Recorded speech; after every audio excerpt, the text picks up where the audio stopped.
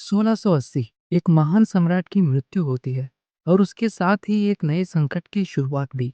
Maratha empire जो एक समय समृद्ध और शक्तिशाली था, अब इकोनॉमिक और पॉलिटिकल क्राइसिस में चला गया। एक तरफ मुगल्स का अटैक और दूसरी तरफ राजनीतिक असुरक्षा और तीसरी तरफ धीरे धीरे गिरती हुई अर्थव्यवस्था।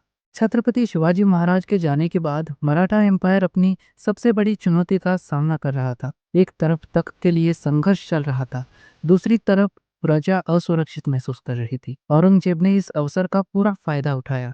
उसने मराठा एम्पायर को गिराने के लिए पूरा बल लगाया।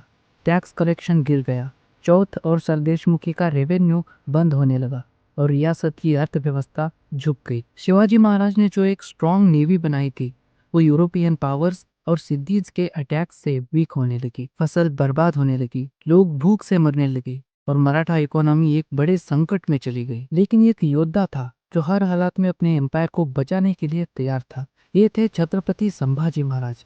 उन्होंने मुगल कैंप्स पर अटैक करना शुरू किया, उनके रिसोर्सेस तोड़ दिए और मराठा जागीर फिर से मजबूत होने लगी। संभाजी महाराज ने मुगल और आदिलशाही टेरिटरीज पर चौथ और सरदेशमुखी का टैक्स वापस से शुरू कर दिया, जिससे रेवेन्यू फिर से बढ़ने लगा। उन्होंने पोर्तुगीज और ब्रिटिशर से ट्रेड टैक्सेस बढ़वाए और मराठा नेवी को फिर से मजबूत किया।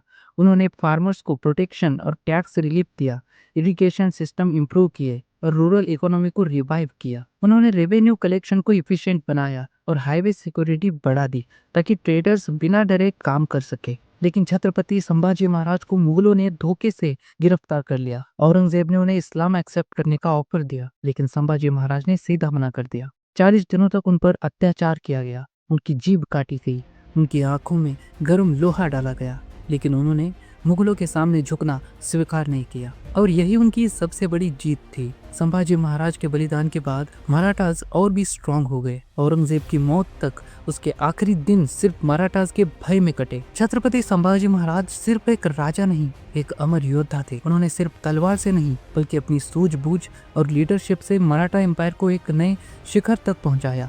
आज भी उनका नाम हिंदू स्वराज्य और भारत की शान का प्रतीक है। अगर आपको ये कहानी प्रेरणा देती है तो इस वीडियो को लाइक करें, शेयर करें और मराठा हिस्ट्री के महान योद्धा को याद करें। जय भवानी, जय शिवाजी।